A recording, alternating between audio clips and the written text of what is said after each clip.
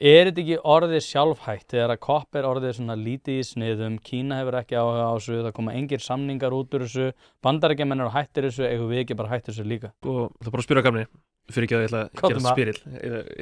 Hvert heldur að tölulegt heildarmarkmið Íslands sé þegar kemur að losun?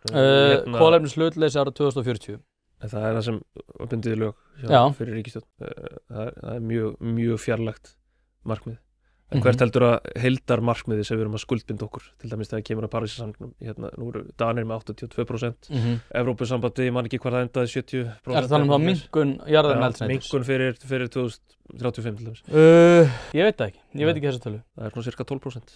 Ok, þannig að við erum að taka, Sko við höfum alltaf tekið mjög mið af þeirri sérstöðu okkar að hafa náð þessum gríðarlega árangri þegar kemur að nýtingu endurnýjanlegra orkugjafa. Þess vegna við meira að segja þegar kemur að samfélagslosuninni sett okkur lægri tölulega markmið heldur en flestar aðrar ríkar þjóðir. Tökum sérstaklega stóriðjuna út fyrir sviga og landnotkunin hefur líka verið tekin út fyrir sviga. En við erum svona á alþjóðlegan mælikvarða með alveg gríðarlega hófleg markmið, sérstaklega ef við lítum til þess hvað við erum rík þjóð sko.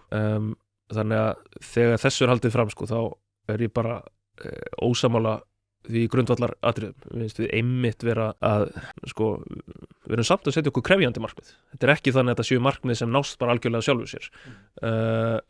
Umhverfis- og orkustofnun spáir því að í rauninni ef ekkert meira er gert í loftslagsmálum þá ætti losun að draga saman cirka 40% fyrir 2035. Við erum að stefna að 50 til 55% samdrætti.